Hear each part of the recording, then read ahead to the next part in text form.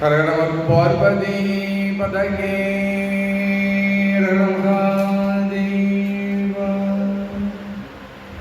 தென்னாடுடைய சிவனே போற்றி, எந்நாட்டவர்க்கும் இறைவா போற்றி. ஏகம்பத்துரை என்றாய் போற்றி, பாகம் பெண்ணொரு ஆனாய் போற்றி. அண்ணாமலையம் அண்ணா போற்றி, கண்ணார் அமுத கடலே போற்றி. காவாய் கனகத்திரளே போற்றி, கைலை மலையானே போற்றி போற்றி.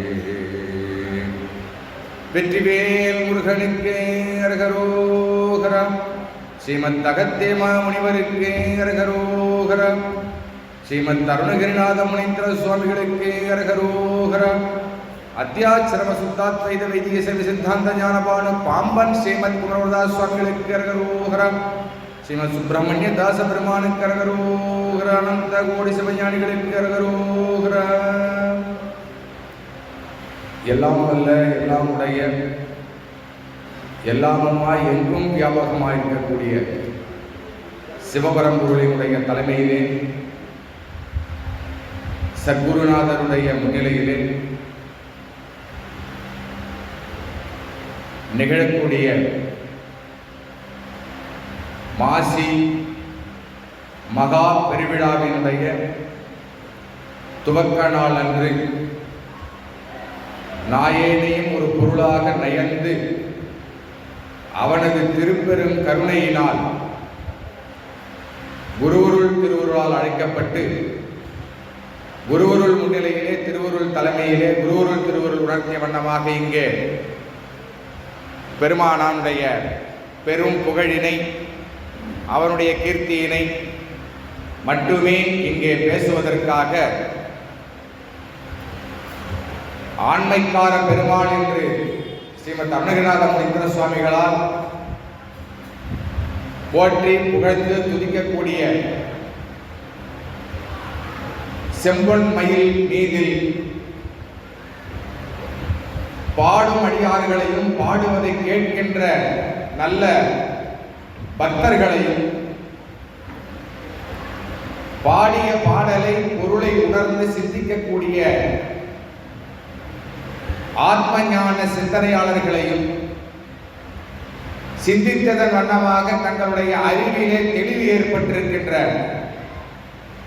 மெய்ப்பொருளை அடைவதற்காக மட்டுமே வாழக்கூடிய மெய் அன்பர்களுக்காகவும் தெளிவு பெற்ற அறிவினை கொண்டு சதா அந்த குகேச பெருமானையே தன்னுடைய இருதய கமலாலயத்திலே சதா நினைந்து கொண்டிருக்கக்கூடிய மகா சிவராஜ யோகிகளுக்கும் அருளும் பொருட்டு அந்த பெருமான் 3 விதமாக இந்த பூவுலகிலே மகா பிரகாசமாக கருணை புரிவதன் பொருட்டு வந்து எழுந்தருளி பெருங்கருணையாளராக திகழ்கிறார். அதிலே முதலாவதாக உருவத்திருமேனி என்று சொல்லக்கூடிய நம்மை போன்றே திருக்கரங்கள், நம்மை போன்றே கால்கள், நம்மை போன்றே உடல் அமைப்பு, கைகளிலே பல பல ஆயுதங்கள், அழகான மயிலின் மீது அமர்ந்து அல்லது மயில் பக்கத்திலே இருக்கும்படியாக வந்து எம்பிராட்டி வள்ளி பிராட்டியுடனும் தெய்வானை அம்மையுடனும் வந்து அல்லது இரு அம்மைகளும் இல்லாமல் தனிப்பட்ட முறையிலே ஏகனாக வந்தும் இப்படி பல பல உருவத் திருமேனிகளை கொண்டு வந்து உயிர்களினுடைய ஆசாபாசங்களை தீர்த்து வைக்கக்கூடிய மிகப்பெரிய கருணையாளனாக விளங்கக்கூடியவன் அவனே சிவம், அவனே முகன், அவனே புகையில் உள்ளிருப்பதனால் புகேசன். இதற்கான ஆதாரம் என்ன அப்படின்னு கேட்டீங்கன்னா திருவண்ணாமலை தான் இதற்கான ஆதாரம். எப்படி திருவண்ணாமலை ஆதாரம் கேட்டா ஸ்ரீமத் அருணகிரிநாத முனீந்திர சுவாமிகளுடைய தாயார் தமக்கு ஒரு ஆண் குழந்தை வேண்டும் என்கின்ற நீண்ட நெடிய ஆழமான அந்த ஆசையின் காரணமாக திரு அருணாச்சலேஸ்வர பெருமானுடைய திருவடி முன்பு அழுது திருவிண்ணப்பம் வைக்கிறார். சுவாமி, இந்த அடிமைக்கு ஒரு ஆண்மகவு தருவாயே என்றால் அதற்கு உன்னுடைய திருநாமத்தையே யாம் சூட்டுவோம். சுவாமி உடனடியாக அழுதால் உன்னை பெறலாமே என்கிறார் ஸ்ரீமத் மாணிக்கவாசக சுவாமிகள்.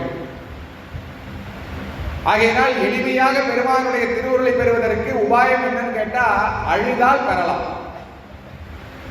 எனக்கு பாட தெரியல, நாமம் சொல்ல தெரியல, ஜபம் செய்ய தெரியல, எப்படி பூசை பண்றதுன்னு தெரியல, போற்றி செய்ய தெரியல, என்னென்ன மலர்களை கொண்டு நான் பூசை செய்வது, எப்படி அவனுக்கு அபிஷேக ஆராதனைகள் எல்லாம் செய்வது, எனக்கு எந்த உபச்சார மந்திரங்களும் தெரியாது, ஆகமம் தெரியாது, வேதம் தெரியாது, திருமுறைகள் தெரியாது, திருப்புகள் தெரியாது.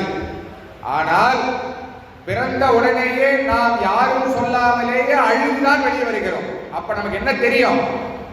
அழுவதற்கு தெரியும். அடிப்படையில் எல்லோருக்கும் அழுவதற்கு தெரியும்.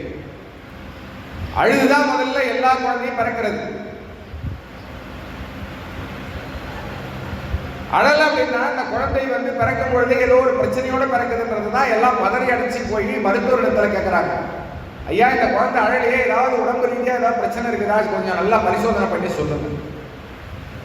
அப்ப யாரும் கூறாமலேயே, யாரும் அறிவிக்காமலேயே ஒரு சிசு அந்த உயிராகப்பட்டது உடல் தாங்கி இந்த பூ உலகத்திலே பதிவதற்கு முன்பே தாயினுடைய கருப்பையிலிருந்து வெளிநோக்கமாக வெளியே வரும் பொழுதே அது அழுது கொண்டுதான் வருகிறது. அப்ப எல்லா உயிர்களுக்கும் என்ன தெரியும் கேட்டா அழக் தெரியும். அந்த அழுவதற்காகவே 2 கண்களை கொடுத்திருக்கிறார். எதற்காக அழுகிறோம் என்று சிந்திப்பதற்கு புத்தியை கொடுத்திருக்கிறார். எதற்காக நாம் சிந்தித்து அழுகிறோம் என்பதற்கு சித்தத்தை கொடுத்திருக்கிறார். எதை நாம் எண்ணமாக கொண்டு அழுகிறோம் என்பதற்கு மனதை கொடுத்திருக்கிறார். இப்படி எல்லா கருவி கரணங்களையும் கொடுத்து, இந்த உடலையும் கொடுத்து, இந்த உயிரை இந்த உடலுக்குள் வடிவமைத்து தாயினுடைய கருப்பையிலே 10 மாதங்கள் இருக்கும் வரையிலும், அதற்கு முந்தைய காலத்திலும், அதன் பிறகு இந்த பூவுலகத்திலே வந்த பிறகும் சரி, 3 காலங்களிலும் எப்பொழுதும் நீங்காது அந்த உயிருக்கு உயிராக இருந்து காப்பவன் அந்த செப்பேல் பரவன் என்று சொல்லக்கூடிய, குகேசன் என்று சொல்லக்கூடிய அந்த அருணாச்சலேஸ்வரர். இதை உணர்ந்ததனால் அருணகிரிநாத முனீந்திர சுவாமிகளுடைய தாயார் அருணாச்சலேஸ்வரரிடத்திலே சென்று தனக்கு ஒரு ஆண்மகவு வேண்டும், அப்படி நீ தருவாயே என்றால் உன்னுடைய நாமத்தையே சூட்டுவேன் என்று வேண்டின உடனேயே உண்மை அன்பர்களுடைய விண்ணப்பத்தை எப்பொழுதும் அந்த உண்மையாகவே அறிபவன் சிவபெருமான். நாம நடிக்கிறோமா, உண்மையா இருக்கிறோமா அப்படிங்கிறது யாருக்கும் தெரிய வேண்டிய அவசியம் இல்லை. நமக்கு உள்ள இருக்கக்கூடிய அந்த சிவபெருமானுக்கு சத்தியமா தெரியும். ஏன்னா அவன் தெரியலன்னா அவன் பரம்பொருள் கிடையாது. அவன் எல்லாம் அறிவான், எல்லாம் செய்ய வல்லவன். மதுரையில கூட உள்ளர கோயில் உள்ள நுழைஞ்ச உடனே எல்லாம் வல்ல சித்தர்னு தனி ஆலயமே இருக்கும். நீங்க எல்லாரும் வழிபாடு பண்ணியிருப்பீங்க மதுரையில சொக்கநாத பெருமான் ஆலயத்தில். அப்படி பொருள் என்னன்னு கேட்டா எல்லாம் வல்லவனம், அவனால முடியாது என்பது கிடையவே கிடையாது 7 உலகத்திலே. அப்பேர் கொண்ட வல்லவன், அந்த வல்லாதி வல்லவன், வீராதி வீரன், சூராதி சூரன் எங்க இருக்கிறான் கேட்டா வெளியில இருக்குவதோடு மட்டுமல்லாமல் உருவம் தாங்கி சிவலிங்க திருமேனியின் உள்ளும் அவன் குடிகொண்டிருக்கிறான். அப்ப சிவலிங்கம் திருமேனி உள்ள குடிகொண்டிருக்கும் போது அவன் என்னவா இருக்கிறான்னு கேட்டா மறைபொருளாக உருவம் தாங்கி உள்ள இருக்கிறான் சாமி. அப்ப வெளியில தெரியுதுன்னா அது உருவம் இல்லாத அருவம். அப்ப அருவத்துக்குள்ளார உருவம் இருக்கிறதுனால சிவலிங்க திருமேனிக்கு பேர் என்ன கிடைக்குன்னா உருவருவ திருமேனி. முதல்ல சொன்னது முருகப்பெருமான் நம்ம போன்றவே கரம் சிரம் எல்லாம் கொண்டு உருவம் தாங்கி வரக்கூடிய உருவ திருமேனி. அடுத்து சொல்லக்கூடிய சிவலிங்க திருமேனி உருவமும் கிடையாது, வெளிப்படையா வெளியில தெரியாது, ஆனா உள்ள இருக்குது உருவம். ஆனா வெளியில தெரியறது எது? அருவம் தாங்க, வடிவம் கிடையாது சிவலிங்கத்துக்கு.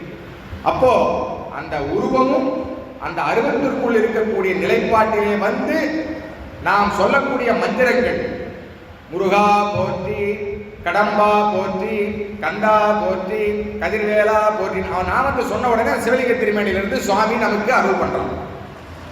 இந்த பாவனை தெரிஞ்சதுனால அருணகிரிநாத சுவாமியினுடைய தாயார் அந்த பாவனையில போய் அருணாச்சலமே குகேசா அப்படின்னு கூப்பிட்டு அந்த ஐயாவனை கேட்டாங்க. கேட்ட உடனே சாமி கொடுத்துட்டாரு. அழுது கேட்டாங்க, உடனே கொடுத்துட்டாரு. அந்த அழுவது உண்மையா இருந்தது, அதனால உடனே கொடுத்துட்டாரு. அப்ப நாம எல்லாம் அழறோம், கேட்கிறோம்.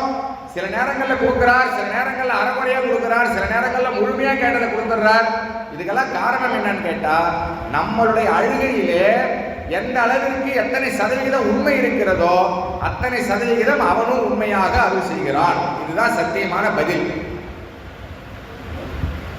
அப்ப உண்மை உண்மை உண்மை இதுதான் இறைவன். உண்மைக்கு தாண்டி வேற விஷயங்கள் இருக்குதுன்னா சத்தியமா அது கிடையாது இறைவன், அது மாயை. அப்ப இந்த மாயை எப்படி இயக்கப்படுகிறது இந்த உலகத்தில் கேட்டா, அதே இறைவனால் தான் இந்த மாயை இயக்கப்படுகிறது. காரணம் என்னன்னு கேட்டா, உயிர் மாயை பொருட்களை விரும்புகின்ற காரணத்தினால் அந்த மாயை வடிவமாகவே இந்த உலகத்தை படைத்து இந்த உடம்பையும் படைத்து அதன் மூலமாகவே அதனுடைய ஆசை வழியிலே சென்று பெருமான் அதற்கு தேவையான விஷயங்களை இந்த உலகத்திலே ஊட்டி வருகிறார். அவனுடைய பெரிய திருவருள் சக்தியினால். அப்ப ரெண்டு பார்த்தாச்சு. இப்ப நம்ம மூணாவது என்ன அப்படின்னு கேட்டீங்கன்னா, வெளியில இருக்கக்கூடிய இந்த உருவமும் இந்த உருவருவம் சொன்ன சிவலிங்க திருமேனிலிருந்து கருணை பண்றதோடு மட்டும் நின்று போகாமல் அவன் அருவம் என்று சொல்லக்கூடிய ஜோதியாகவும் இருக்கிறான். அதனாலதான் அதனுடைய சாட்சியாக நாம எந்த வழிபாடு செய்தாலும் முதல்ல ஒரு தீபம் கொடுத்துறாங்க. அப்ப அந்த ஒளி வடிவத்திலே உள்ளே இருப்பதும் சாமி தான். அப்ப அது அருவம். சிவலிங்க திருமேனிங்கிறது உருவ அருவம். இன்னொன்று இப்ப நம்ம கருவறைக்குள்ளார செந்திலாண்டவர் போய் பார்க்கிற பாருங்க, இது உருவம். உருவமாகவும் அருவுருவமாகவும் அருவமாகவும் மூன்று நிலைப்பாடுகளிலே கருணை புரிகின்றான் அந்த எல்லாம் வல்ல சிவபெருமான். இதை தாண்டி இந்த விஷயங்கள் எல்லாம் இப்ப நம்ம பேசிருக்கிறதெல்லாம் நம்ம கண்ணால பார்க்கிற விஷயங்கள் வெளியில. ஆனா அருளாளர்கள் என்ன சொல்றாங்க, இன்னைக்கு மாலையில 4:30 மணிக்கு சரியா எம்பிரான் திருநாவுக்கர சுவாமிகள் வீதி உலா வர போறார் தங்கை சப்பரத்துல. அவருடைய திருப்பாடல்ல அவர் சொல்றார், என்னுடைய வாழ்க்கையிலே நான் எங்கெங்கோ தேடி அலைந்தேன் அந்த சிவபெருமானை, ஆனால் எங்கும் இருக்கிறான். ஆனால் எங்கும் இருக்கிற அந்த பொருள் எனக்குள்ளே இருப்பதை நான் இப்பொழுது கண்டு கொண்டேன்றார் சுவாமி பாட்டுல. தேடி கண்டு கொண்டேன் திருமாலோடு நான்முகனும் தேடி தேடோனா தேவனை என் உள்ளே தேடி கண்டு கொண்டேன். அப்ப நம்ம தேட வேண்டியது எங்க தேடணும்? உள்ளதான் தேடணும். ஆனா நம்ம இப்ப சொன்ன உடனே உள்ள போய் தேடுறதுக்கு நமக்கு அறிவு வேலை செய்யுமா? செய்யாது. காரணம் என்னன்னு கேட்டா, நம்மளுடைய அறிவு முழுவதும் வெளிப்பொருட்களின் மீது இருக்கிறது. அப்ப வெளியில இருக்கக்கூடிய அந்த ஆசைகள் எல்லாம் என்னைக்கு நமக்கு பரிபூர்ணமா தீருதோ அன்னைக்கு தான் நாம உள்ள தேட ஆரம்பிக்கும். என் உள்ளத்தே வைத்தேனே எல்லா ஞானிகளும் சொல்றாங்க. அப்ப உள்ளத்துக்குள்ளாரதான் உள்ளதான் இருக்கிறான் சாமி. உள்ளர அப்ப என்னவா இருக்குதுன்னு கேட்டா ஒரு குகையா இருக்குது. அந்த குகைக்குள்ளார அந்த ஈஸ்வரன் இருக்கிறதுனால அவனுக்கு பேர் குகேசன். முருகப்பெருமானுக்கு இன்னொரு பேர் என்ன சிறப்பு திருநாமம்? குகேசன்.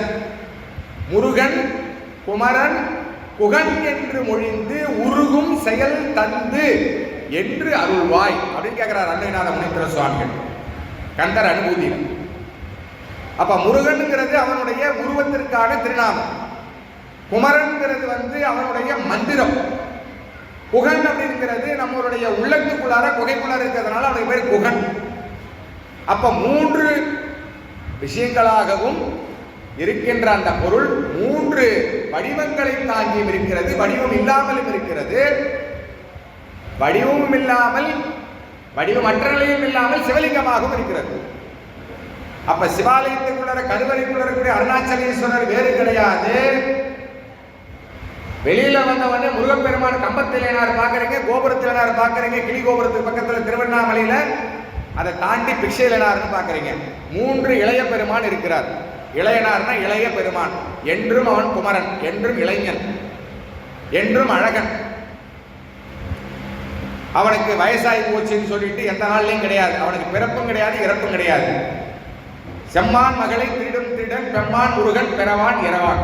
அவனுக்கு பிறப்பும் கிடையாது, இறப்பும் கிடையாதுங்கிறார் அருணகிரிநாத சுவாமிகள். அப்ப அப்பேர் கொண்ட அருணகிரிநாத சுவாமி வர்றதுக்கு சுவாமி இடத்துல கேட்கும் போது சுவாமி சரின்னு சொல்லிட்டார். அதன் பிறகு வெளியில முருகப்பெருமான் இடத்திலே கேட்கிறார், அப்பா நீ அருணாச்சலமா இருக்கிற இடத்துக்கு போய் நான் கேட்டு இந்த வரத்தை வாங்கிக்கிட்டேன், அருணாச்சலமா நீ கொடுத்துட்ட வரத்தை இப்ப அருணாச்சலமாவே வரப்போறார் வரவர்.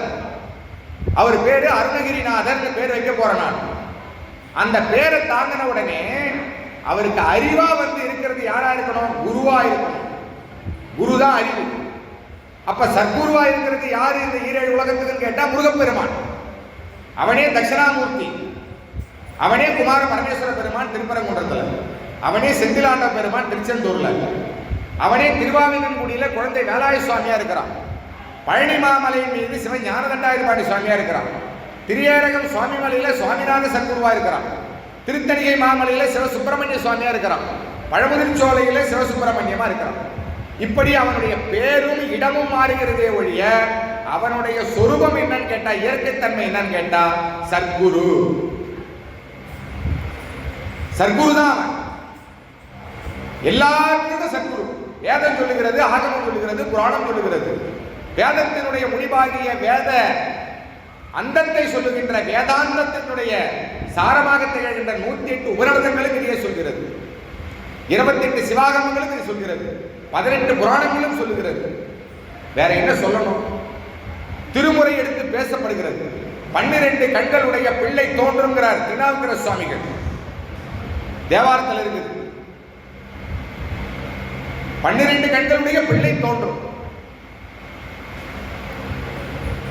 கணபதி வயிறுதாரி, முருகனோ இளைஞன் விளையாடும் முருகன் அப்படிங்கிறாரு காஞ்சிபுரம் திருப்பதிகத்தில் எம்பிரான் சுந்தரமூர்த்தி நாயனார். அப்ப திருமுறை பேசுவதும் முருகனைத்தான், அந்த ஈஸ்வரனைத்தான். திருப்புகழ் பேசுவதும் அந்த முருகனைத்தான், அந்த ஈஸ்வரனைத்தான். அதனால இதை முற்றுமாக உணர்ந்த அந்த அம்மையார், அருணகிரிநாத சுவாமியினுடைய தாயார், வடக்கு கோபுரத்திற்கு பக்கத்தில் இருக்கக்கூடிய முருகப்பெருமானிடத்திலே வந்து கேட்கிறார், ஐயா அருணாச்சலமா நீ அந்த குழந்தை கொடுக்கறன்னு சொல்லிட்ட, அந்த அருணாச்சலத்தினுடைய அறிவாக விளங்குவது நீ அல்லவா? அப்ப அந்த குழந்தை பிறந்தா அருணகிரின்னு பேர் வச்ச உடனே அருணகிரிக்கு என்ன அறிவு இருக்கிறதோ, ஞானம் இருக்கிறதோ, அந்த ஞானம் பரிபூர்ணமாக அந்த குழந்தைக்கு இருக்கணும். அப்ப முருகன் யாரு? அறிவுதான் முருகன். அறிவும் அழகும் முருகப்பெருமான். அப்ப சிவபெருமான் யாரு? அவர் தாயாகவும் தந்தையாகவும் இருக்கிறார். இவர் சத்குருவாக இருக்கிறார். ஒரே அப்பா வீட்டில் வந்து குழந்தைக்கு அப்பா. அதே குழந்தை பள்ளிக்கூடத்தில் காலேஜில் படிச்சதுன்னா அங்க அவர் வாத்தியாரா இருந்தாருன்னா அங்க வாத்தியார் தான் அவர், அங்க அப்பாவாக முடியாது. இருப்பது ஒரு ஈஸ்வரன் தான், 2 சிவபெருமான் கிடையாது. இதை முதல்ல நாம புரிஞ்சுக்கணும், தெளிவாயிக்கணும். அப்ப அந்த ஒரு சிவபெருமான் தான் சத்குருவாகவும் இருக்கிறார், தாய் தந்தையாகவும் இருக்கிறார். அப்ப அவரே தான் நடிக்கிறார். பிள்ளையாகவும் நடிக்கிறார், தந்தை தாயாகவும் நடிக்கிறார், குருவாக நடிக்கிறார், எல்லாமாவும் நடிக்கிறார். நாடகத்தால் உன் அடியார் போல் நடித்து மணிவாசன் பெருமான் சொல்கிறார். அப்ப சுவாமி யாரு? நாம நடிக்கிறோம் அப்படின்னா நம்ம பெற்றவர் என்னவா இருப்பாரு? அவர் நடிக்கிறவர் தானே. எங்க நடிக்கிறார் அவர்? சிதம்பரத்திலே தில்லை அம்பலத்தில் நடிக்கிறார் அவர். அதனால அவருக்கு பேர் நடராசா. நடனம் பண்றதுனால நடராசா. உயிர்களை எப்படி இயக்க வேண்டுமோ அப்படி நடனம் பண்றார். அதனால அவர் ஆடுகின்ற கூத்துக்கு பேரு உயிர் கூத்து, திருக்கூத்து. அது தெருக்கூத்து கிடையாது, திருக்கூத்து. அப்ப இந்த உயிர்களை ஆசை வழியிலே அவன் நடனமாடி ஆடுகின்ற நாடகம் ஊன நாடகம். ஆசை தீர்ந்து போச்சுன்னா அவனுடைய வழியிலே செலுத்தும் போது அவன் ஆடுகின்ற நாடகம் ஞான நாடகம். ஊன நாடகம் ஆடக்கூடிய இடம் மதுரை, ஞான நாடகம் ஆடக்கூடிய இடம் சிதம்பரம். இது அடியன் சொல்ல, திருவாசகத்துல மணிவாசக பெருமான் சொல்றார், ஊன நாடகம் ஆடுகின்றவா, ஞான நாடகம் ஆட்டுகின்றவா. மாணிக்கவாச சுவாமி முதல்ல பாண்டிய மன்னரிடத்துல முதலமைச்சரா இருக்கிறார். அப்போ உலகாயுதமா அமைச்சர் பாலி பார்க்கிறார். அங்க சுவாமியோட சிந்தனையில் இருந்தாலும் அங்க என்ன பணி பண்றாரு? தன்னுடைய பிராரப்த கர்ம வினைப்படி அவர் முதலமைச்சராக அங்கே இருக்கிறார், பணிபுரிகிறார். அப்ப அந்த நாடகத்துக்கு பேர் என்ன? அது ஊன நாடகம். அது பிறகு அந்த பணி முடிஞ்சு போன உடனே திருப்பெருந்துறையில அவர் தடுத்தாள் கொள்றார் சுவாமி. அப்ப தடுத்தாள் கொண்ட பிறகு அவருக்கு என்ன நாடகம்? ஞான நாடகம். இந்த 2 நாடகத்தையும் நடிச்சு காட்டினிய பெருமானேன்னு சொல்றார் சுவாமி திருவாசகத்தில். அப்ப இப்பேரு கொண்ட அந்த பெருமான்,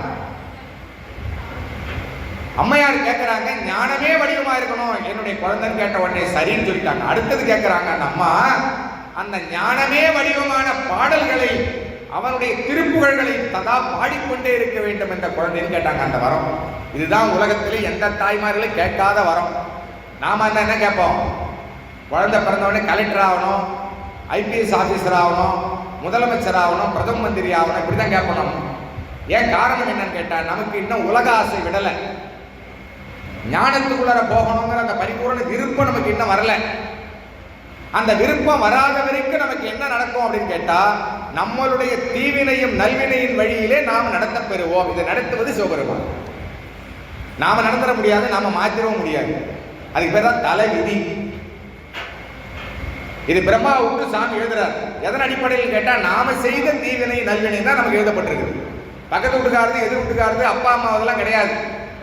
இவங்க அப்பா அம்மா என்ன செஞ்சாங்க தெரியல, இப்படி அனுபவிக்கிறது சொல்றாங்க பாரு. அது எல்லாம் அறிவு கட்டதனம்னு பாம்பன் சுவாமிகள் திட்டுறார். அருணகிரிநாத முனீந்திர சுவாமிகளையே தன்னுடைய சர்க்குருநாதராக பெற்று கடந்த நூற்றாண்டிலே தெரிந்த ராமேஸ்வரத்திலே வடக்கு வீதியிலே மகா சிவசூரியனாக பிரகாசிக்க பெற்றவர் பாம்பன் ஸ்ரீமத் குமரதாஸ் சுவாமிகள். பாம்பன் சுவாமிகள் அவருடைய குருநாதர் ஸ்ரீமத் அருணகிரிநாத முனீந்திர சுவாமிகள். அருணகிரிநாத முனீந்திர சுவாமிகளும் பழனி சிவஞான தண்டாயுதபாணி சுவாமியும் அகத்தியமா முனிவரும் 3 பேரும் ஒருங்கே வந்து பாம்பன் சுவாமிகளுக்கு மகா உபதேசத்தை, தகராள ரகசியத்தை, பிரணவத்தினுடைய உட்பொருளை, அந்த ஓரெழுத்தினுடைய உண்மை பொருளை விரித்து உரைத்தார்கள். திரு பிறப்பன்வலசை என்கின்ற திருப்பூமியில, ராமேஸ்வரத்துக்கும் ராமநாதபுரத்துக்கு இடையில கூடிய திரு பிறப்பன்வலசை, அங்க உபதேசிக்கப்பட்டார். நேரடியா வந்து கனவுல கிடையாது, நிஜத்துல. அப்ப அருணகிரிநாத முனீந்திர சுவாமி தான் அவருடைய குருநாதர் தெரிஞ்சு போச்சா இல்லையா? ஞானதண்டாயுதபாணி சுவாமி தான் அவருடைய பரம்பொருள் தெரிஞ்சு போச்சா இல்லையா? அப்ப அது போல நம்மளுடைய குருநாதர் நாம சொல்றோம், நம்மளுடைய பரம்பொருள் நாம் வணங்கக்கூடிய தெய்வம்னு சொல்றோம். அந்த தெய்வத்தையும் குருவையும் ஒன்றாக நாம் என்னைக்காவது காண மாட்டோமா? நாம எத்தனை பேர் அழகு ரெடியா இருக்கிறோம்? அதுதாங்க கேள்வி. செந்திலாண்டவர் கேட்கிறார். என்னை எல்லோரும் வணங்குறாங்க, எல்லோரும் துதிக்கிறார்கள், எல்லோரும் கொண்டாடுகிறார்கள். ஆனால் என்னை மட்டுமே சதா அவனோடு வைத்துக் கொள்ள யார் ஆசைப்படுகிறார்கள்? உண்மையான அடியார்கள் ஆசைப்படுகிறார்கள், உண்மையான மெய்யான பக்தர்கள் ஆசைப்படுகிறார்கள். அந்த பக்தர்களையும் அந்த உண்மையான மெய்யடியார்களையும் பக்திக்கு வர வேண்டும் என்பதற்காக மற்றவர்களையும் அவன் கருணை செய்யும் பொருட்டுதான் மயில் மீது மயில் வாகன கடவுளாக அவன் சதா உலாவிக் கொண்டிருக்கிறான். அவன் எங்கும் உலாவி வருபவனாக இருந்தாலும் நம் உள்ளுக்குள்ளேவே இருக்கக்கூடிய புகேச பெருமானாக இருப்பானே ஆனாலும், ஆனால் நாம் செய்த வினையின் காரணமாக நம் முன்பு அவன் வரவே மாட்டேங்கிறான். அடியேனுக்கு சொல்றேன், உங்களுக்கு சொல்லல. இந்த நாய்க்கு வரமாட்டேங்கிறான். எவ்வளவு கத்தனாலும் எவ்வளவு திருப்புகழ் படிச்சாலும் வரமாட்டாங்க. என்ன காரணம்? பிழை யார் இடத்துல இருக்குது? குற்றம் யார் இடத்துல இருக்குது? இந்த அடிநாய் இடத்துல இருக்குது, சுவாமி இடத்துல கிடையாது. அவன் பரிசுத்தமானவன். அப்ப என்னிடத்துல என்ன இருக்குது? ஏன் வரலாம? என்னிடத்துல அழுக்கு இருக்குது. இதை நான் ஒத்துக்கணும். நான் அழுக்கானவன், நான் குற்றமுடையவன், நான் பிழை உடையவன். இதை நான் எப்ப வந்து ஏத்துக்கிறனோ பரிபூர்ணமா, அந்த க்ஷணமே உன்னுடைய குற்றங்களை அவன் மன்னிக்க ஆரம்பித்து விடுவான், உன்னுடைய பிழைகளை அவன் பொறுத்துக் கொள்ள ஆரம்பித்து விடுவான். அப்போ அவன் செம்பொன் மயில் மீதிலே வரக்கூடியது எப்போதும் கேட்டா எப்பொழுதும் வருவான். அதுதான் இன்றைய தலைப்பு. செம்பொன் மயில் மீதில் எப்போது வருவாயே. இந்த ஊர்ல முந்து தமிழ் மாலை கோடி கோடிங்கிற திருப்புகழ் மூலமாக நான் முன்பு சொன்ன மாதிரியே அருணகிரிநாத சுவாமி திருவண்ணாமலையில அந்த அம்மையார் கேட்டபடி, முத்தம்மையார் எம்பிராட்டி முத்தையம்மையார் கேட்ட வரப்படி அவர் பிறந்து வளர்ந்து அவருக்கு 7 வயது இருக்கும் பொழுது அவரை முன் ஊழ்வினை காரணமாக அவரை பெருநோய் என்கின்ற குற்ற நோய் அவரை தாக்கியது. எத்தனை வயசுல? 7 வயசுல. 7 வயசுல தாக்கும் பொழுது 7 வயசுக்கு முன்னாடி அவர் வந்து தகாத பெண்களோடு தொடர்பு கொண்டிருக்க முடியுமா? இதை பாம்பன் சுவாமி கேட்கிறார். அறிவை கொண்டு சிந்தனை பண்ணுங்க. சொல்றவன் எதை வேணாலும் சொல்லிட்டு போவான், படத்துல காட்டுறவன் எதை வேணாலும் காட்டிட்டு போயிடுவான். ஆனால் நமக்கு அறிவு கொடுத்திருக்கிறான் அந்த முருகப்பெருமன். அந்த அறிவை கொண்டு சிந்தனை செய்கின்றார் பாம்பன் சுவாமி. தன்னுடைய குருநாதரை பற்றி இப்படி தவறாக வதந்தி பரப்பி விட்டவர்களை கண்டிக்கிறார் சுவாமி. ஆக 7 வயசிலே தோன்றியது அவருக்கு அந்த குஷ்டம், அந்த பெருநோய் திருவண்ணாமலையில். இதை அருணகிரிநாத முனீந்திர சுவாமியே பாம்பன் சுவாமிக்கு நேரடியாக சொன்னது. அவருடைய வாழ்க்கை வரலாறு மொத்தத்தையும் பாம்பன் சுவாமியுடைய காலத்தில் 1916ஆம் ஆண்டு இதை ராயப்பேட்டையில, சென்னை ராயப்பேட்டையில சிவசுப்பிரமணிய பக்தஜன சபாவில் முதலாக அருணகிரிநாத முனீந்திர சுவாமிகளுக்கு மகா குரு பூஜை பெருவிழாவை ஆரம்பித்து அந்த பெருவிழாவிலே இந்த அரிய நூலை வெளியிட்டிருக்கிறார் ஐயா. அதனால அப்பேர் கொண்ட அந்த பெருமகனாருக்கு இந்த புற்றுநோய் வந்த உடனே அவர் எந்த மருத்துவரையும் அணுகவில்லை, யாரிடத்தில் இந்த ஆலோசனை கேட்கல. ஆனால் சமுதாயத்திலே இதை காணும் பொழுதெல்லாம் மற்றவர்கள் ஒரு மாதிரி கூச்சப்பட்டு பார்க்கிறாங்களே நம்ம அப்படிங்கிறதுக்காக அருணாச்சலேஸ்வரரிடத்திலே சென்று வடக்கு வாசல் கோபுரத்துக்கு பக்கத்தில் இருக்கக்கூடிய அந்த திருத்தலத்தில் எழுந்தல் இருக்கக்கூடிய கோபுரத்திலனாரிடத்திலே சென்று பரிபூர்ண சரணாகதியோடு அழுதார். அதான் ஆரம்பத்தில் அடியன் சொல்றது, அழுதால் உன்னை பெறலாம். அவர் என்ன செஞ்சாரு? அழுதார். எடுத்த உடனே திருப்புகழ் படிக்கல, அவர் அழுதார்.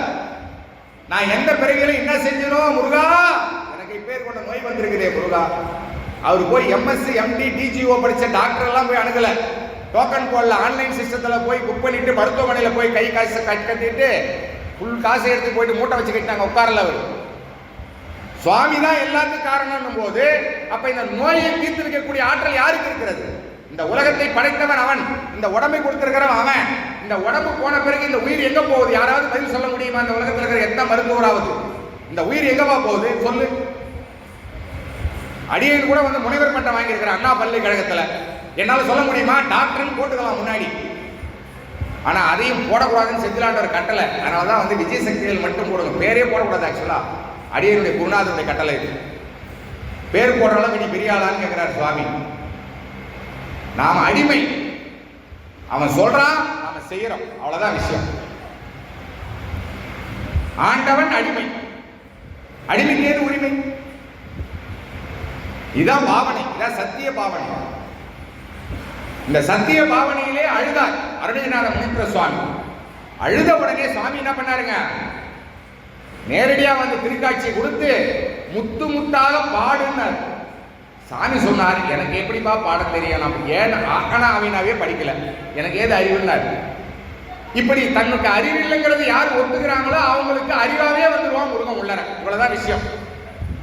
எனக்கு அறிவு இருக்குதுன்னு யார் சொல்றானோ அவனுடைய அறிவிலே தான் அவன் வாழ்வாடை ஒழிய முருகப்பெருமானுடைய அறிவு அவனுக்கு பரிபூர்ணமாக ஆகாது, அரைகுறைமா தான் இருக்கும்.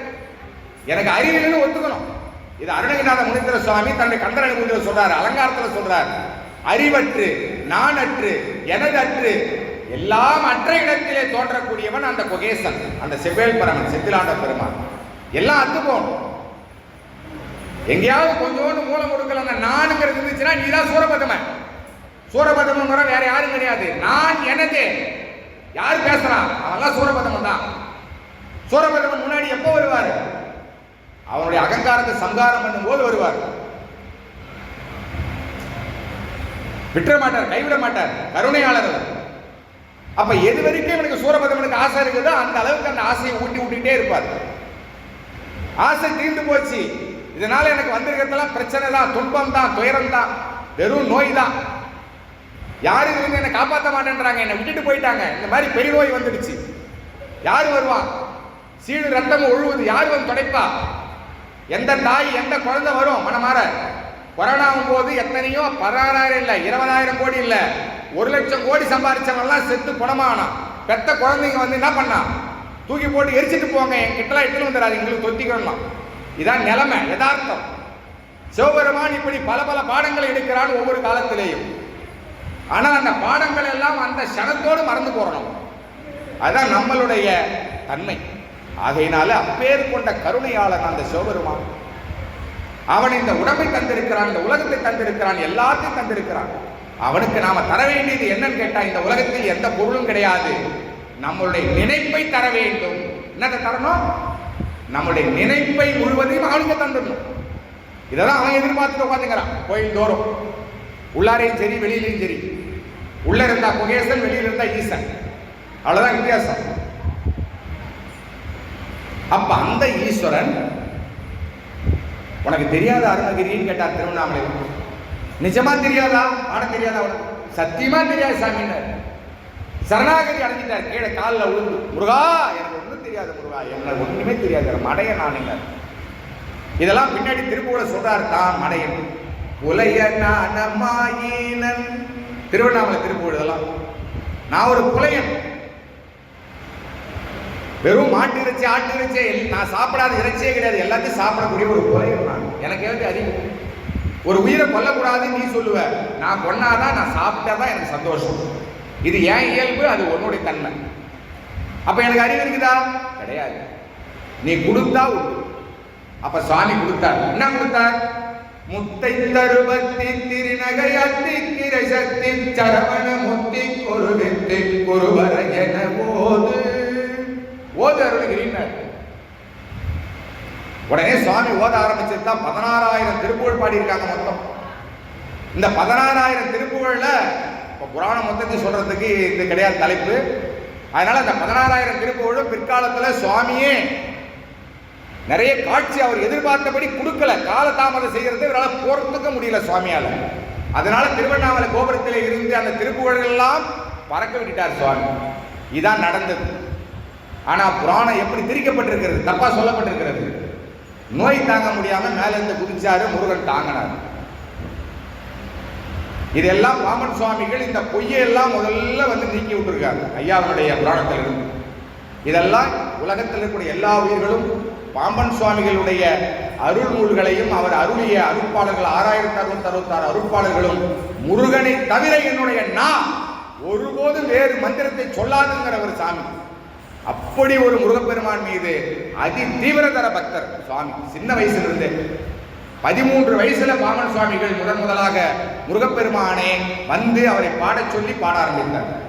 6066 திருப்பாடல்கள், 32 வியாசங்கள், சைவ சமய சரபம், இப்படி எண்ணற்ற நூல்களை முருகப்பெருமானுடைய திருவடிக்கு அவர் திருமுடிக்கும் அவருடைய திருமேனிக்கும் பாடாமாலை என்கின்ற மகா மந்திர மாலையாக சூடி மகிழ்ந்தார் பாமன் சுவாமிகள். அவருடைய அருள்குருநாதர் தான் அருணகிரிநாத முனீந்திர சுவாமி. அப்ப குருநாதர் ஒரு மாதிரி, சீடர் ஒரு மாதிரியா இருப்பாரு. குருநாதர் எப்படியோ அப்படிதான் இருப்பார். சீடரு மாணவரு, வாத்தியாரை பார்த்தா மாணவரை பார்க்க தேவைன்னு அந்த காலத்துல, தாயை பார்த்தா பெண்ணை பார்க்க தேவைன்னு அந்த காலத்துல. இதெல்லாம் பாரம்பரியம். அதனால அந்த வழியிலே வந்த நமது அருணகிரிநாத முனீந்திர சுவாமிகள் இந்த ஊருக்கு வந்து சுவாமி என்ன பண்றாரு அப்படின்னு கேட்டா, முந்து தமிழ் மாலை கோடி கோடி அப்படின்னு இந்த திருப்புகழை பாட ஆரம்பிக்கிறார். இந்த பாட ஆரம்பிக்கும் போது இடையில விண்ணப்பமா வைக்கிறார். விண்ணப்பத்துல என்னத்தை விண்ணப்பம் வைக்கிறார் சுவாமி அப்படின்னு நாம சிந்தனை பண்ணோம் அப்படின்னு சொன்னா, செம்பொன் மயில் மீதிலே எப்போது வருவாயே. எது மேல வருவேன்னு கேட்கிறார் சுவாமி. செம்பொன் மயில் மீதிலே எப்பொழுது வருவாயே, முருகா எப்பவா வருவனி அப்படின்னு கேட்கிறார் சுவாமி. அதை கேட்கறதுக்கு முன்னாடி ஏன் அப்படி கேட்டார் சுவாமி, எப்போது வருவன்னு சொல்லிட்டு? அப்ப வரலையா இல்ல வர போறாரா, இதுக்கு முன்னாடி வந்ததே இல்லையா? இந்த கேள்விகள் எல்லாம் நமக்கு முன்னாடி வரணும். அப்ப எப்ப வந்தாரே அவரு? திருவண்ணாமலையில வந்தார். திருச்செந்தூர்ல பாடுறார் சுவாமி, அவர் வர்றதுக்கு காலதாமதம் பண்றார். அப்ப உடனே சுவாமி கேட்கிறார், செம்பொன் மயில் மீதிலே எப்போது நீ வரப்போற முருகா? இந்த உலகத்தில் இருக்கிறவங்க எல்லோருமே மிக மிக மூத்ததான மொழியாக இருக்கக்கூடிய 7 உலகத்திலேயும் மூத்த மொழி எது? தமிழ், செந்தமிழ். அந்த செந்தமிழினால் சந்தப்பாக்களை கோடி கோடி பாடல்களாக எழுதி வைத்துக் கொண்டு புலவர் பெருமக்கள் பெண் போகத்திற்காகவும் மண் போகத்திற்காகவும் பொன் போகத்திற்காகவும், தங்கம், இந்த 3 போகத்தை அனுபவிக்கிறதுக்காக பாடுகிறார்களே ஒழிய உன்னுடைய ஞானத்தை பரிபூர்ணமாக பெற வேண்டும் என்பதற்கான திருப்புகழ் பாக்களை பாடுகிறார்களா? பாடலையே. இந்த திருப்புகழ் பாடல்களை பாடினால் நீ என்ன செய்வ? விரும்பி வந்து அணைத்து கொள்வாய். அந்த பாடுறவங்க என்ன பண்ணுவார்? விரும்பி வந்து அவங்களுடைய உள்ளத்துல அந்த உயிரை அணைத்துக் கொள்வாரா சுவாமி. நீ என்னுடைய செல்லம், நீ என்னுடைய செல்ல குட்டி, நம்ம கொஞ்சம் இல்லையா நம்ம குழந்தைய, அதுபோல முருகப்பெருமான் திருப்புகழ் பாட்டை பாடுறவங்களை உள்ளத்துக்குள்ளார வந்து அறிவுக்கு அறிவாக விளங்கி அந்த ஆன்மாவை அவன் கட்டி தழுவான். இது இந்த திருப்புகழை சொல்றார் சுவாமி. இது மூலமா நமக்கு என்ன நன்மன் கேட்டா, இப்படி முருகப்பெருமான் வர்றான்னு தெரிஞ்ச மாத்திரத்திலேயே எத்தனை கோடி பிறவிகளாக நாம் எவ்வளவு வினை செய்திருந்தாலும், எத்தனை விதமான பாவங்களை நாம் சம்பாதித்திருந்தாலும் அத்தனை பாவங்களும் சாம்பலாகும், அத்தனை வினைகளும் சாம்பலாகும். நீங்கும் சொல்லல, சாம்பலா போயிடுன்றார் சார். அப்ப திருப்புகழ் எவ்வளவு ஆற்றல் வாய்ந்தது. அவ்வளவு ஆற்றல் மிக்கது திருப்புகழ். திருப்புகழ் நெருப்பு என்று அறிவோம் யாம்ன்றார் திருத்தணி திருப்புகழ அருணகிரிநாத முனீந்திர சுவாமி. திருப்புகழே நெருப்பு. திருப்புகழ் யாருடைய வடிவம்? முருகப்பெருமானுடைய வடிவம் திருப்புகழ். இதை கந்தரலங்காரத்தில் சொல்றார். முருகப்பெருமானுடைய திருவடிதான் திருப்புகழில் பதிவாகி இருக்கிறது என்றார் சுவாமி. சேவடி ஓட்டு மயிலிலும் தேவர் தலையிலும் என் பாவடி ஏட்டிலும் பட்டதன்றோ கந்தரலங்காரத்தில் வருது. தேவருடைய சிரசு மேல திருச்செந்தூர்ல சூட்டுறதுக்கு முன்னாடி முதல்ல எது மேல வச்சார்? சுவாமியோட திருப்பாதத்தை மயில் மீது வச்சார். மயில் மீது வச்ச பிறகு தேவர் தலையில வச்சார். மூன்றாவது திருப்புகழ் மேலேயும் வச்சுட்டாருங்கிறாரு அருணகிரிநாத சுவாமி கந்தரலங்காரத்தில். ஏன்னு கேட்கும் போது சான்றோர் பெருமக்கள் இதுக்கு விளக்கம் சொல்றாங்க. நிறைய சான்றோர்கள் ஒரு முத்திரை எடுத்து நம்ம வெறும் தாளில் குத்துறதுக்கு குத்தி குத்தி பார்த்து சரியா இருந்ததுனாதான் முக்கியமான முத்திரை தாளில் நம்ம முத்திரைக்கு குத்துவோம். அதுபோல முருகப்பெருமான் திருப்புகழை பதிவு பண்றதுக்கு முன்னாடி தன்னுடைய திருவடியை சரியா பதிதான்னு பார்த்தாராம். யார் யார் மேல? மயில் மேல ஒரு முறை வச்சு, தேவர்கள் மேல ஒரு முறை வச்சு, அது பிறகு சரியா இருக்கிறது, சரியாக பொருந்துகிறது, அழகா வருது முத்திரை அப்படின்ற பிறகு அந்த அழகான அறிவான ஆற்றல் மிக்க அந்த திருப்புகழ் மீதும் தன்னுடைய திருப்பாதத்தை வைத்து பதிவு செய்தான் முருகப்பெருமான். அப்பேர் கொண்டது திருப்புகழ். அப்பேர் கொண்ட திருப்புகழை நான் விரும்பி விரும்பி படிக்கிறேனே முருகா, நீ செம்பொன் மயில் மீதிலே எப்பொழுது வருவாய்? எப்பப்பா வரப்போற? திருச்செந்தூர்ல வந்து நான் பாடனபடியே இருக்கிறப்பா. எப்படி அழறாரு, எப்படி ஏங்குறார். இந்த ஏக்கமும் இந்த தளர்வும் இந்த பரிபூரணமான சரணாகதி என்கின்ற அந்த அறிவும் ஒவ்வொரு இடத்திலே இருந்து நாம் கண்ணீர் மல்கினோம் என்று சொன்னால் அவன் செம்பொன் மயில் மீதிலே எப்போது வருவாயன்னு கேட்க தேவையில்ல. இப்போ இப்போ வருவாய். எப்போ வருவாரு? இப்போ இப்போ வருவேனேன்றார். அப்படி வந்தாரா? அப்படி யாருக்கு வந்தார் இந்த திருச்செந்தூர்ல கண்ணுக்கு நேரா அப்படின்னு கேட்டா, சரியாக 100 ஆண்டுகளுக்கு முன்னாடி, 1000 வருஷம் கிடையாது, 500 வருஷம் கிடையாது, 200 வருஷம் கிடையாது, 100 ஆண்டுகளுக்கு முன்னாடி கவுண்ட மண்டபம் இப்போ இருக்குது பாருங்க. நம்ம கோயிலுள்ள வர வழியில கவுண்ட மண்டபம்னு ஒரு மண்டபம் இருக்குது. அந்த கவுண்ட மண்டபத்துல 2 வேதியர்கள் அந்தணர்கள் தினசரி வந்து பாம்பன் ஸ்ரீமத் குமரதாஸ் சுவாமிகளால் அருள் செய்யப்பட்ட பரிபூஜன பஞ்சாமிர்த வண்ணர் அருட்பாடலை தினந்தோறும் பாராயணம் செய்தார்கள். அந்த பாடலை பார்க்கறதுக்காகவும் கேட்கறதுக்காகவுமே ஒரு வயதான பாட்டி, 80 வயசு பாட்டி, அந்த பாட்டி வந்து அங்க உட்கார்ந்து இந்த பாடலை நல்லா ரசிச்சு கேட்டுட்டு இருந்தாங்க. அப்ப ஒரு நாள் என்ன நடந்துச்சுன்னு கேட்டா, அழகான இளமையான பிரகாசமான 32 வயசு மதிக்கத்தக்க இளைஞனாக அங்கே ஒருவர் வந்தார். வந்து என்ன செஞ்சார் அப்படின்னு கேட்டா, கவுண்ட மண்டபத்தில் உங்களுக்கே தெரியும் கல் தூண் இருக்கும். முன்னாடி பார்த்தீங்கன்னா கல் தூண் இருக்கும். அந்த தூண்ல மறைஞ்சி மறைஞ்சி மறைஞ்சி மறைஞ்சி இந்த பாடலுக்கு தகுந்த மாதிரி டான்ஸ் போட்டு சிரிச்சிட்டு இருந்திருக்கிறாரு. இந்த பாட்டிக்கு மட்டும்தான் அந்த காட்சி, பாடுறவங்களுக்கு கிடையாது. இது நல்லா புரிஞ்சுக்கு. அப்படின்னா என்ன அர்த்தம்னு கேட்டா, பாடுறவர்களை விட பேசுபவர்களை விட இதை கேட்பவர்களுக்கு தான் முருகப்பெருமான அருளாற்றல் பண்றார், அனுகிரகம் பண்றாருன்றதுதான் சத்தியம், பொய் கிடையாது, நிஜம். அப்படி வந்தவரை வந்து பாடி முடிச்ச உடனே அவர் மறைஞ்சிட்டார், மறைந்தருளினார். அன்று இரவு முழுக்க அந்த பாட்டிக்கு தூக்கமே இல்லை. இரவு ஃபுல்லா முடிச்சுட்டு இருக்கிறாங்க. வந்தவர் யாரு, வந்தவர் யாரு, வந்தவர் யாரு, தன்னுடைய அறிவு அதை போட்டு புரட்டி எடுக்குது. யாரா இருக்கும், யாரா இருக்கு, இவ்வளவு அழகா வந்தாங்களே, இவ்வளவு அழகா வந்தாங்களே, அம்மா உட்காருங்கம்மா, இப்படி வந்து யாரா இருக்கும், யாரா இருக்கும், யாரா இருக்குன்னு சொல்லிட்டு அவங்க போட்டு அலைபாய்க்குது, அவங்கள போட்டு ஒரு வழி பண்ணுது. அப்ப விடியற்காலம் வந்து முருகப்பெருமான் வரார். பாட்டி, நேற்று மாலை பாராயணம் செய்யும் பொழுது வந்தது யாருன்னு சொல்லிட்டு தானே நினைச்சிட்டு தூங்காம இருக்கிற, இப்ப என்னோட வரையா, நான் யாருன்னு காட்டுறேன் அப்படின்னு கூப்பிட்டாரு அந்த இளைஞர். வந்து வெளியில பார்த்தா 21 வயசு மதிக்கத்தக்க அழகான பெண்ணுடன் அந்த இளைஞர் பேரழகோடு பிரகாசமாக சென்றார். பாட்டி பின்னாடியே வா வான்னு சொன்னவர் வசந்த மண்டபத்தாண்ட கொண்டு போய் காட்டுறார். பாட்டி, நேற்று பாடலாங்கல்ல பரிபூஜன பஞ்சாமிர்த வண்ணம், அந்த பாடலை கேட்க வந்தது வேறு யாரும் இல்ல, செந்திலாண்டவன் என்று சொல்லக்கூடிய அடியேன் தான் வந்தேன். அந்த பாட்டி செய்த தவம் எவ்வளவு பெரிய தவம்! 100 ஆண்டுக்கு முன்னாடி, ரொம்ப காலத்துக்கு முன்னாடி கிடையாது. இப்ப என்னோட வந்திருக்கிறது யார் தெரியுதா பாட்டி? இது வள்ளி பிராட்டி. வள்ளி பிராட்டியுடன் நான் வந்திருக்கிறோம் உனக்காக காட்சி கொடுக்கிறது. ஏன்னா என்னையே நினைச்சிட்டு ராத்திரி பூரா தூங்கல இல்லையா, என்னையே நினைச்சிட்டு அழுதுருந்த இல்லையா, ஏக்கம் போட்டிருந்த இல்லையா, அதனால யாம் வந்தோம்.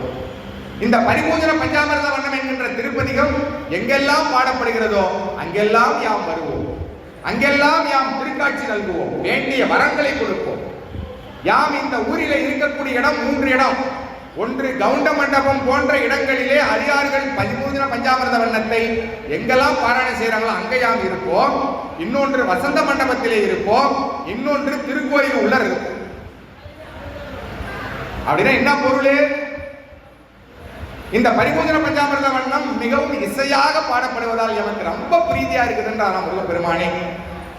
இதெல்லாம் பாமன் சுவாமிகள் பிற்காலத்திலே அந்த அடியார் பெருமக்கள் மூலமாக அவருடைய வாழ்நாளிலே நடந்த விஷயம். இது அருளாளருடைய வாழ்க்கையிலே நடக்கும் போதே அப்ப சாமி சொல்றார், பரிவாளர்கள் அங்கோதொரு பஞ்சாமிர்த வண்ணம் இரியா எனதுளரச்சினிதாம் என்று ஒரு கிழமை பெரியாள் குணம் வந்தோதியே செந்தில் பெருமானே பரிமாமரை இறைவா என்னை மறவே என்னை மறவே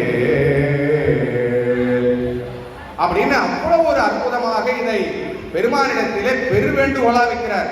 பெருமானே, நான் பாடிய பாட்டை பாடனவங்களுக்கு நீ அருள் பண்ணிட்ட, கேட்ட அந்த பாட்டுக்கு காட்சியே கொடுத்துட்ட, நேரடியா வந்து உபதேசம் பண்ணிட்ட, ஆனா பாட்டை எழுதின எனக்கு மந்திர போறப்பா, என்ன மறந்துடாத பாடுறாரு ஐயா பாமன் சுவாமிகள்.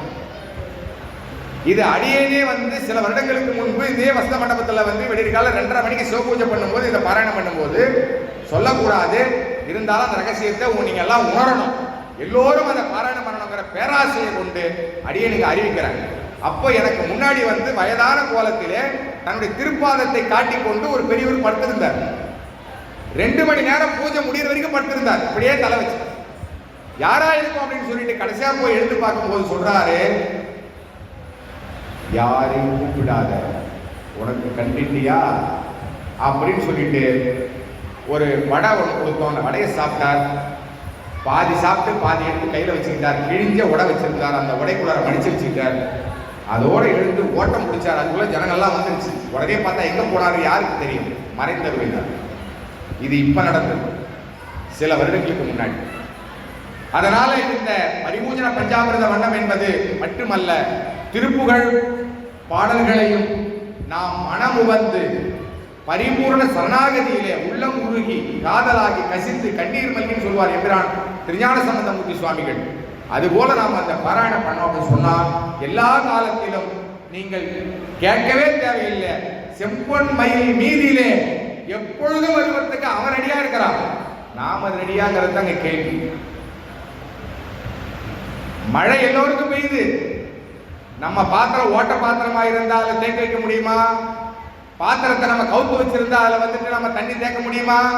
முடியாது. நம்முடைய பாத்திரத்தை சரியா இருக்கணும், சரியா வைக்கணும், அதுல எந்த விதமான ஓட்டைகளும் இருக்கக்கூடாது.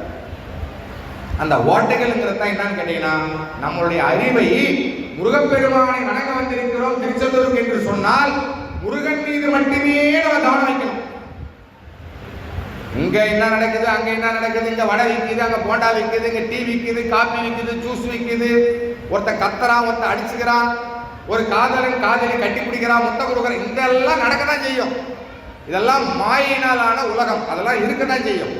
ஆனால் நாம் வந்ததனுடைய நோக்கம் என்ன, நாம் வந்ததனுடைய வேலை என்னங்கிறத அறிவிலே உணர்ந்து, இதை எப்ப சொல்றாரு அருணகிரிநாத முனிந்திர சுவாமி சொல்றாரு திருவக்கரை திருப்புகழ, அறிவால் அறிந்து உன் இருதாள் இறைஞ்சும் அடியார் இடைஞ்சல் களைவோனே. தெளிவா போடுறார் போடு. அறிவால் அறிந்து உன் இருதாள் இறைஞ்சும், இறைஞ்சதுன்னா என்ன, திருப்புகழை பாடி கேட்க வேண்டியதை கேட்கறது. இப்படி இறைஞ்சினா அந்த அடியார்களுடைய இடைஞ்சலை களையக்கூடிய கருணையாளனே, திரு அக்கரையில் அமர்ந்த பெருமாளே அப்படின்னு சொல்றார் சுவாமி. திருவக்கரங்கிற திருத்தலம் பாண்டிச்சேரிக்கு திண்டிவனத்துக்கு இடையில இருக்கக்கூடிய திருத்தலம், மயிலமாமலைன்னு சொல்லக்கூடிய முருகப்பெருமானுடைய திருத்தலத்திற்கு அருகாமையில் இருக்கக்கூடிய திருத்தலம். அங்கு அமைக்கப்பட்டிருக்கின்ற அந்த திருத்தலத்தில் இருக்கக்கூடிய முருகப்பெருமானை போற்றி புகழ்கின்றார் நமது ஸ்ரீமத் அருணகிரிநாத முனீந்திர சுவாமிகள் இத்தகைய திருப்புகழை கொண்டு. அப்ப இந்த திருப்புகழ், இந்த முத்து தமிழ் மாலை கோடி கோடி என்ற திருப்புகழ செம்பொன்மையில் நீதியிலே எப்பொழுது வருவாயேன்னு கேட்கும்போது வந்து உனக்கு என்னப்பா நடக்க போகுதுன்னு கேட்கிறாராம் முருகப்பெருமான் அருணகிரிநாத முனீந்திர சுவாமி. சுவாமி, உங்களுக்கு தெரியாதா என்ன பரிசு வைக்கிறீங்க? நீங்க திருப்புகழ் பாடி நீங்கள் செம்பொன்மையில் நீதில் வர்றீங்கன்னு தெரிஞ்சாலே தீவினை தூர தேகி. திருப்புகழ, இந்த திருப்புகழ முத்து தமிழ் மாலை கோடி கோடியில வருது. தீவினை என்ன பண்ணுமா? ஆள விடுறாயப்பா சாமி, சூரபதுமனை சம்மாரம் பண்ண சாமியே வந்துங்கிறார் அவர் இடத்துல. நாம இங்க இருக்கக்கூடாது, இதுக்கு மேல செல்லாது செல்லாது அப்படின்னு அது ஓடி போயிடுமா தூர ஏகி. அதே போன்று தேவையில்லாத பொன்னாசை மண்ணாசை பெண்ணாசை சொல்லக்கூடிய இந்த மூவாசைகள் மூவேடனை என்று முடிந்திடுவோம். கண்டன குதிரை சொல்றார் அருணகிரிநாத முனீந்திர சுவாமி, மூவேடனை என்று முடிந்திடுவோம். அப்ப இந்த மூணு வேடர்கள் தான் நம்மளை போட்டு பாடாப்படுத்துறவன், நமக்கே தெரியாது. இந்த மூணு ஆசை மட்டும் ஒருத்தனுக்கு இல்லை அப்படின்னு சொன்னா ராத்திரியில நிம்மதியா தூங்குவோம். எந்த விதமான அவனுக்கு பொல்லாப்பு இருக்காது, எந்த விதமான ஒரு பொறாமை இருக்காது, வஞ்சனை இருக்காது, கொலை இருக்காது, பொய் இருக்காது, எதுவுமே இருக்காது நாட்டில். இந்த மூணு ஆசை தான். இந்த மூணு ஆசையும் என்றைக்கு வந்ததுன்னு கேட்டா ஆதியிலே இருந்து ஒவ்வொரு உயிருக்கும் இருக்குது, எனக்கும் இருக்குது, எல்லாருக்கும் இருக்குது. அப்ப இந்த ஆசையினால் வருவது என்னன்னு கேட்டா புத்தர் சொல்கிறார் துன்பமே ஆசைக்கு காரணம். சைவ மதம் சொல்கிறது, சைவ சமயம் என்ன சொல்லுதுன்னு கேட்டா ஆசைக்கு என்ன காரணம் அப்படின்னு கேட்டா இறைவன் மீது பரிபூர்ண நம்பிக்கை இல்லாததான் இந்த ஆசை தோன்றுவதற்கு காரணம். இது மேல இருக்கிற நம்பிக்கை அவன் மேல இல்லை, இது மேல இருக்கிற நம்பிக்கை அதன் மேல இல்லை, இது மேல இருக்கிற விருப்பம் அதனால் அவன் மீது இல்லை. அப்ப விருப்பமும் நம்பிக்கையும் எவனிடத்தில் எதன் மீது இருக்கிறதோ அதை அந்த ஈசன் ஊட்டிக்கொண்டே இருப்பான், ஊட்டிக்கொண்டே இருக்கிறான், ஊட்டிக்கொண்டே இருந்தான். மூன்று காலங்களில், நிகழ்காலம், இறந்த காலம், எதிர்காலம், மூன்று காலத்தில் அந்த ஈஸ்வரன் என்ன பண்றான்? ஒவ்வொரு உயிருக்கும் அது எதை விருப்பப்படுதோ எதை நம்புகிறதோ அதை கொடுக்கறது தான் அவனுடைய வேலை. அப்ப நாம இன்னைக்கு அனுபவிக்கிற துன்பம் முன்னாடி மற்றவர்களுக்கு செய்த துன்பம், இன்னைக்கு நமக்கு துன்பமும் வந்திருக்கு. இன்னைக்கு நாம் அனுபவிக்கிற சுகம் முன்னாடி நாம செய்த நன்மை இன்னைக்கு நமக்கு சுகமா வந்திருக்கு. அப்ப இந்த சுகமும் துன்பமும் துக்கமும் நமக்கு வரக்கூடிய மகிழ்ச்சி இல்லாத தன்மையும் துன்பமும் துயரமும் இன்பமும் இதெல்லாம் மாறி மாறி பகல் போலும் இரவு போலும் வந்து வந்து போகிறது. மின்னல் போல இரவுல தூங்குறோம், அது என்னது? நம்முடைய இறந்த நேரம். அறிவு இறந்து போச்சு இல்லையா? தூக்கத்தும் போது யார் வந்தாங்கன்னு கேட்டா யாராவது சொல்ல முடியுமா? ஆழ்ந்த நிலை தூக்கத்தும் போது தெரியாது. அப்ப அறிவு என்ன ஆயிடுச்சு? அறிவு தூங்கிடுச்சு. அப்ப அறிவு முடிச்சுட்டு இருக்கும்போது இவர் வந்தார், அவர் போனார், இவருக்கு இது தேவை அது தேவை, இதெல்லாம் ஓடிட்டே இருக்கும். அப்ப பகலானால் அறிவு விழிப்பு நிலையிலே தேடுவதும் இந்த மூன்று ஆசையை கொண்டு, இரவு ஆனால் அந்த ஆசைக்காக தேடி அலைந்து அதிலே கிடைத்ததும் கிடைக்காததுமாக இருக்கக்கூடிய கவலையிலும் இன்பத்திலும் மாறி மாறி கனவிலே வரும்படியாக தூங்கி கழிக்கிறோம் ராத்திரி. இதான் நடக்கும். இப்ப இது என்ன ஆகும் அப்படின்னு கேட்டா நாள் ஆக ஆக ஆக துன்பமும் துயரமும் அதிகமாக ஆக ஆக ஒவ்வொரு உடல் உறுப்புகளாக பாதிக்கப்பட்டு வரும். இது நம்ம கண்ணுக்கே தெரியாது. அதெல்லாம் நோய்களாக வடிவமாக எடுக்கும். இந்த நோய்கள் வரும்பொழுது அப்ப நாம போய் மருத்துவரிடத்துல கேட்கிறோம், அவர் என்ன பண்றாருன்னு கேட்டா ரசாயன மருந்துகளை கொடுக்கிறார், இல்ல சித்த மருத்துவத்துல மூலிகை கொடுக்கிறாங்க. ஆனால் நமக்கு உண்மையிலே நோய் வந்தது எதனால? நாம் செய்த வினைகளினால். அப்ப எதை நீக்கணும்? நோய்க்கு வினையை நீக்கணும். வினையை நீக்கக்கூடிய ஆற்றல் யாருக்கு இருக்கிறது? உலகத்திலேயே ஒரே மருத்துவன் யாரு? செல்வ முத்துக்குமார சுவாமி. வைத்தீஸ்வரன் கோயில் இருக்கக்கூடிய செல்வ முத்துக்குமார சுவாமி தான் வைத்தியநாத சுவாமி. அவனே மருந்தீசன், அவனே வைத்தீசன், அவனே செந்திலாண்டவன். அப்ப செந்திலாண்டவரிடத்துல வந்தா வினை தூரம் ஓடி போகுது. அப்ப நோய் என்ன ஆகும்? செத்து போயிடும். பிணி மாடுன்றார் அருணகிரிநாத முனீந்திர சுவாமி திருக்குறள். பிணி என்ன ஆகுமா? நீங்கும் சொல்லல, பிணியே செத்து போயிடுன்றார். பிணி தற்காலிகமாக நீங்குவதற்கு மருத்துவம் செய்யக்கூடியவர் உலக மருத்துவர். பிணியே மீண்டும் வராததற்கு மருத்துவம் செய்பவர் மாமருத்துவராகிய செந்திலாண்ட பெருமான், செவ்வேல் பரமன், சிவபெருமான். தீரா நோய் தீர்த்தருள வல்லான் தன்னைங்கிறார் அப்பர் சுவாமி, திருநாவுக்கர சுவாமிகள். எங்க இருக்கிறான்? போரானை புள்ளிருக்கும் வேலூர் நகரம். புள்ளிருக்கு வேலூர்னா என்ன அர்த்தம்? புல்லுன்னா பறவை, ஜடாயு பறவை. இருக்குங்கிறது ரிக்கு வேதம். இதெல்லாம் பூசை செய்த இருக்கக்கூடிய வைத்தீஸ்வரன் கோயில் இருக்கக்கூடிய வைத்தியநாத சுவாமி, அவனிடத்துலதான் எல்லா மருந்துகளும் இருக்கிறது. நம்முடைய பிரச்சனைகளுக்கெல்லாம் மூலமாக இருக்கக்கூடிய வினையினுடைய காரணமும் இருக்கிறது. அவனுக்கு தான் தெரியும் என்ன காரணம், எந்த வினையினால இப்ப என்ன பிரச்சனை வந்திருக்கிறது. அப்ப வினையை நீக்கிக் கொள்வது அறிவாளித்தனமா, வினையின் மூலமாக வந்திருக்கக்கூடிய பிணியை தற்காலிகமாக நீக்கிக் கொள்வது அறிவாளித்தனமா? நாம சிந்திக்கணும். சிந்திச்சாதான் செவ்வேல் பெருமானுடைய பக்தன். ஏன்னா அறிவுக்கு அறிவானவன் செவ்வேல் வடிவான் பெருமான், முருகன் பெருமான். அப்ப அவனுடைய பக்தர்களா இருக்கிற நாம எப்படி இருக்கணும்? அறிவுக்கு அறிவான பொருளாதான் நாம் இருக்கணும். அப்ப அறிவினால் அவனை அறிந்து அவனுடைய இரு திருவடிகளை இருந்தால் இறைஞ்சி திருப்புகழ் பாடி நாம் அழைத்தால், பரிபூஜன பஞ்சாமிர்த வண்ணம் பாடி அழைத்தாலும் சரி, திருப்புகழ் பாக்களை பாடி அழைத்தாலும் சரி, கந்தர் அனுபூதி பாக்களை பாடி அழைத்தாலும் சரி, அவன் செம்பொன் மயில் மீதில் எப்பொழுதும் வருவான், இப்பொழுதும் வருவான், எப்பொழுதும் வருவான். அதான் அதுக்கு பதில். எப்போது வருவாயேன்னு கேட்கிறார். அதுக்கான பதிலை கொடுக்கிறார் இன்னைக்கு சுவாமி. மாசி மாதத்தினுடைய முதல் நாள்லயே எப்பொழுதும் நான் வருவேன், இப்பொழுதும் வருவேன், எப்பொழுதும் வருவேன், இப்பொழுதும் வருவேன். ஏன் அப்படின்னு கேட்டா, எப்பொழுதும் இருக்கிற ஒரு நான் எப்ப மெடிக்கல் லீவ்ல போயிட்டு நான் எப்பொழுதும் இருக்கிறேன். கோயிலுடைய நடையை சாத்தினாக்கா முருகப்பெருமான் எங்க போயிட்டு வரேன். அவர் எங்கும் இருக்கிறார், எல்லா இடங்களிலும் இருக்கிறார். புரியுதுங்களா? அதனால எப்பொழுதும் எங்கும் வியாபித்திருக்கக்கூடிய அந்த இறைவன் நமக்குள்ளரும் இருக்கிறான். செவ்வேல் பரமன் செந்திலாண்ட பெருமான். அந்த செந்திலாண்ட பெருமான் எப்பொழுது அழைத்தாலும் செம்பொன்மையில் மீதிலே அவன் வருவதற்கு தயாராக இருக்கிறான். வருவதற்கு தகுதிகளை வளர்த்துக் கொள்ள வேண்டியது நம்முடைய தலையாய கடமை. அந்த தகுதியிலே முதல் தகுதி தான் எந்த உயிருக்கும் துன்பம் விளைவிக்கக்கூடாது, துக்கம் விளைவிக்கக்கூடாது, உயிரை கொல்லக்கூடாது, கொன்ன உயிரை சாப்பிடக்கூடாது. இதுதான் முதல் விரதம். திருவள்ளுவர் திருக்குறள்ல தெளிவா சொல்றார், கொல்லாவிரதமே விரதம். கொல்லானை எல்லோரும் போற்றுவார்கள், தேவர்களும் இறைவனும் போற்றுவார். இறைவனை போற்றுவார்கள் மனிதர்கள். ஆனால் இந்த இறைவனே போற்றி துதிப்பது யாருன்னு கேட்டா, கொல்லாமல் வாழ்பவர்களை, கொன்ன உயிர்களை உண்ணாமல் இருப்பவர்களை, அவர்களே மகாவிரதிகள். ஆகையினால் அவர்களே ஈஸ்வர பக்தர், அவனே செவ்வேல் பரமனுடைய பக்தர், உண்மை பக்தர்கள். ஆகையினால் நாம் உண்மை பக்தர்களாக இந்த மாசி முதல் நாள் திருவிழாவிலே இருந்து நாம் மகா விரதிகளாக இருப்போம். எவ்வுயிரையும் மனதாலும் உடலாலும் துன்புறுத்த வேண்டாம், துன்புறுத்த நினைக்க வேண்டாம். நினைத்த மாத்திரத்திலேயே அந்த எண்ணத்திற்குரிய பலன் நமக்கு ஈஸ்வரனிடத்துல பதிவாயிடும். நீங்க செய்யணும்னு அவசியமே கிடையாது. மனசுக்குள்ள நினைச்சாலே போறோம். இவர் கெட்டு போகணும் என்ன மாதிரி நினைச்சாலே போறோம். முதல்ல கெடுற ஆள் யாருன்னு கேட்டா நினைக்கிறவங்க முதல்ல கெட்டு போக ஆரம்பிப்போம். ஆகையினால கெடுவான் கேடு நினைப்பான் என்கின்ற முதுமொழிக்கு தகுந்தாற் போல நாம் எல்லோரும் செவ்வேல் பரமனை நாம் மறந்துடுவோம். ஏன்னா நாம் உலக ஆசை உள்ளவர்கள். அவன் மறவாமல் இருப்பதற்கு நாம் தினமும் எல்லா உயிர்களிடத்திலும் அன்பு செலுத்துவோம். அன்பும் சிவமும் இரண்டு என்பர் அறிவிலார், அன்பும் சிவமும் ஒன்று என்று யாரும் அறிந்த பின் அன்பே சிவமாய் அமர்ந்திருந்தாரே என்கின்ற திருமந்திரத்தினுடைய திருவாக்கின்படி நாம் எல்லாம் எல்லா உயிரிடத்திலும் அன்பு செலுத்துவோம். மனிதர்களிடத்தில் மட்டும் செலுத்துறதுக்கு பேர் அன்பு கிடையாது. கொசுவிடத்திலும் அன்பு செலுத்த வேண்டும். ஏன்னா அதுக்குள்ளே உயிர் இருக்கிறது. அந்த உயிருக்குள்ளரையும் முருகப்பெருமான் தான் இருக்கிறான், ஈஸ்வரன் தான் இருக்கிறான்.